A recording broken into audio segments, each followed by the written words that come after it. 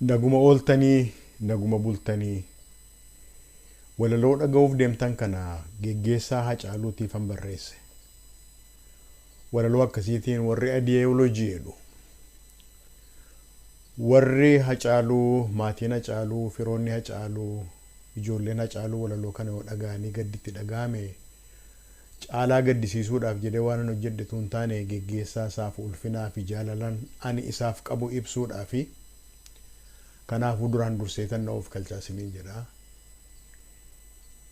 Waaqayyo jabina isaa isiniif haa kennuun jedha. Ekeraan Hacaaluus qabbana haa boqotuun jedha. Mata dureen walaloo kanaa Caaliif Hacaaluu jedha. Caalii fi Hacaaluu. Caalii attam jirta Caalii. Caalii abbaan guddaa, Caalii abbaan gaarii. Ana Hacaaluudha na yaadattaa laata miltoo bara durii.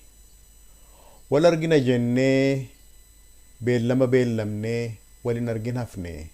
Battalan godaane tasa addaan baane nagaas sitti hin dhaamne.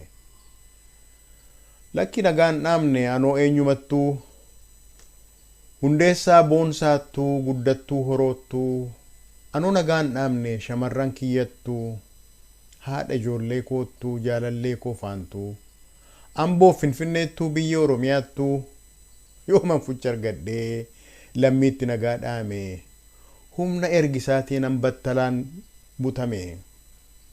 Lakkii nagaan dhaamne dhiirri nagaan dhaamu maatiif lammii keessaa yemmutti butamu.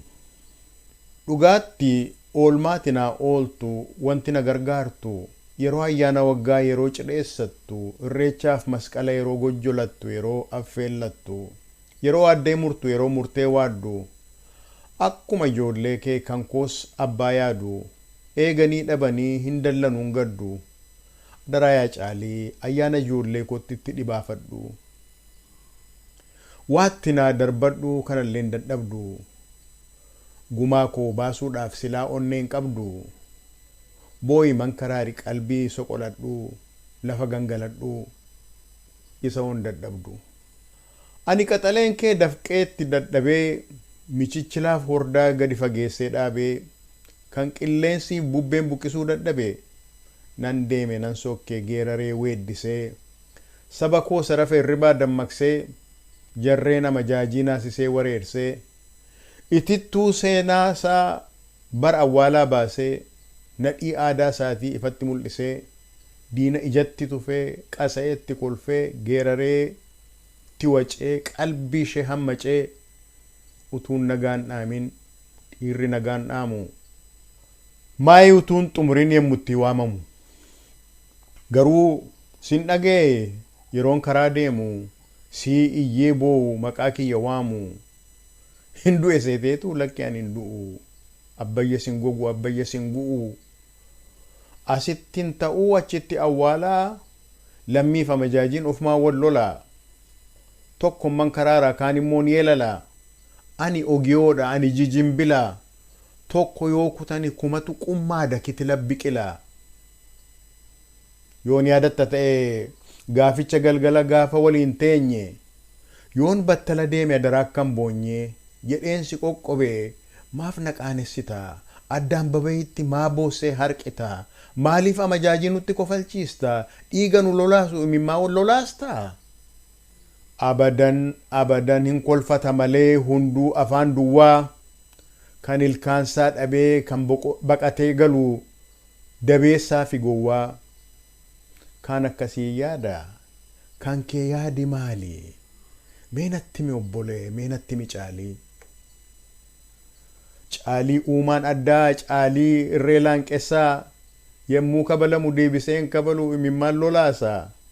Caalii abbaan maal dhibdii Caalii qalbii cimdii Caalii garraamticha Caalii gaachanni cidii Caalii kaayyoon lakkuu Caalii kaayyoon cimdii Caalii asiifachii Caalii olii gadii maaloo yoo booyisiin jedhani waaw jedhii didii Caalii jiitaa koo Caalii gaachanni hoffaa hin booyin adaraa diinatu nutti kolfaa maal taate namana qalbiin maaf si cabaa du'a qanansiistaa akka mucaa dhabaa Ilaamii abbaa caalii hooda caalii keetii anuu sittan hima ollaan maaf sitti himti boo'ee mankaraaraa addaan babeetti hin iyyaan maraadhata akka haadhoreetti furrii fi mimmaan fuularra of lolaasa silaas guddaa salphaa fardatu goondaa dhiyeessa kabalan hin boo'a qimmiidhan hin boo'a maali uumaansaa kun abshaala moo gowwaa